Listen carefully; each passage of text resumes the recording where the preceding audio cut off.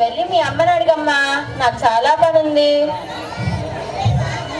అమ్మా అమ్మా, నాకు కథ చెప్పవా? నాన్నకు చెప్పమంటే చెప్పట్లేదు. అవునా, ఏదో పనుందన్నాడా? అవునమ్మా. నాకు తెలుసు, ఎప్పుడు ఇంతే. సీఎం కూడా ఇంత బిజీగా ఉన్నాడు. నాకు వంటింట్లో పనుందమ్మా, వెళ్ళి మీ నాన్నమ్మని అడుగుపో తల్లి. మీ ఇద్దరు ఎప్పుడు ఇంతే, కథ చెప్పరు, పాట పాడరు. అసలు నేనేం అడిగినా పని ఉంది అని అంటారు. నానమ్మ నానమ్మ, నాకు కథ చెప్పవా నిన్నట్లాగానే? నా బంగారు తల్లి, నా చిట్టి తల్లి, అలా పెరట్లోకి వెళ్ళి చెప్పుకుందాం బా అమ్మ.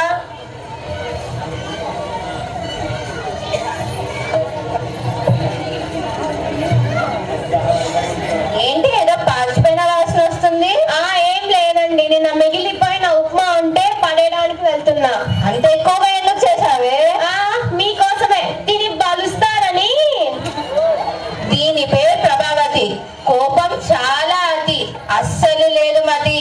ఇది చాలా పెద్ద కోతి. మీకు పగులుంది మోతి. అబ్బో, అయినా ఇంత చేసి పడేసే బదులు ఆ ముసలానికి పెడితే పోలా? అత్తయ్యా, ఓ అత్తయ్యా, మీకోసం ఉప్మా చేశాను, తినండి. అమ్మా ప్రభా, ఇది పాచిపోయిందమ్మా, తినలేను. పాచిపోయిందా? నీకోసమని వేడి వేడిగా జీడిపప్పులు వేసుకొని తెమ్మంటావా? పాచిపోయిందంట, పాచిపోయింది. అయినా ఈ వయసులో అంతంత తిని ఒలింపిక్స్ కి వెళ్ళి వెయిట్ లిఫ్టింగ్ చేయాలా ఏంటి? సిగ్గు లేకపోతే సరే. చిచ్చి, పెట్టింది తిను, లేదంటే ఒక మూల పడుండు.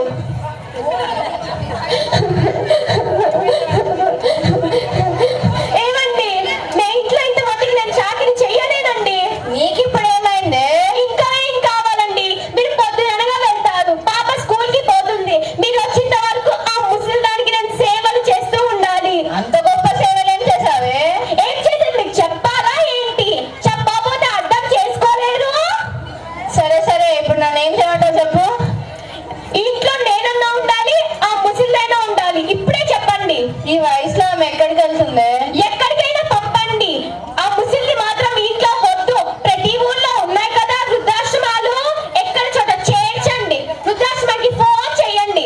చేస్తానులే, ఇప్పుడే చెయ్యండి. చేస్తున్నా.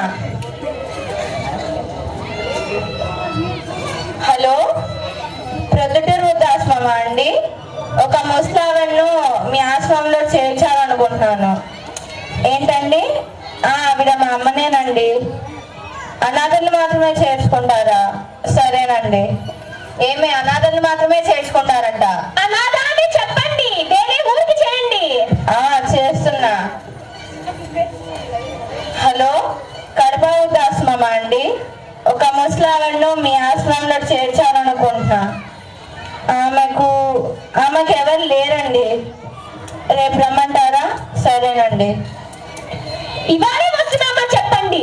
ఏం చెప్పాలి కూడా చేత కాదు. చిచ్చి, ఏంటి నాన్న, నాన్నమ్మని ఎక్కడ తీసుకెళ్తున్నారు? నీకెందుకే? నోరు మూసుకొని చదువుకోపో. అమ్మ, నువ్వు కొంచెంసేపు ఆగు. చెప్పు నాన్న, ఎక్కడ తీసుకెళ్తున్నారు నానమ్మని? ఏం లేదమ్మా, నానమ్మకు వయసు ఎక్కువ అయిపోతుందిగా, ఇంట్లో సరిగా చూసుకోలేకపోతున్నామని ఆశ్రమంలో చేర్పిద్దామని ఫోన్ చేస్తున్నా. అవునా? అయితేనమ్మా నాకు కూడా ఇవ్వు నాన్న. మీరు ముసలి అయ్యాక మిమ్మల్ని కూడా అక్కడికే పంపిస్తా. చూడండి ఎలా మాట్లాడుతుందో. ఆ ముసలిదాని గారాబం వల్ల ఇది ఇలా తయారవుతుంది. అమ్మ, నేను కొంచెం ఆగమ్మా నాన్న. ఇందాక పాచిపోయిన తిండి మా నాన్నకు పెట్టావే, అదైతే నువ్వు తినచ్చు కదా, లేకపోతే నాన్నకు పెట్టచ్చు కదా, కొన్ని నాకు ఇవ్వచ్చు కదా. ఎందుకమ్మా నీకు నాన్నమ్మ అంటే అంత కోపం? అయినా నీ తెలివి ఏమైంది నాన్న?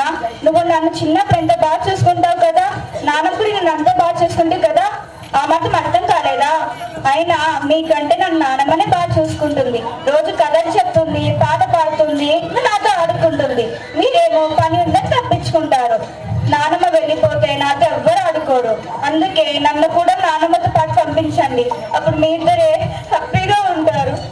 అంత పెద్ద పెద్ద మాటలన్నీ మమ్మల్ని బాధ పెట్టకు తల్లి. మరి నానమ్మ బాధపడదా అమ్మా?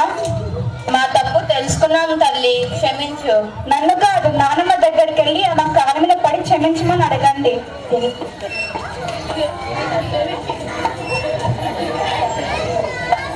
మమ్మల్ని క్షమించమ్మా. క్షమించత్తయ్యా, నీ విలువ తెలుసుకోలేకపోయాం.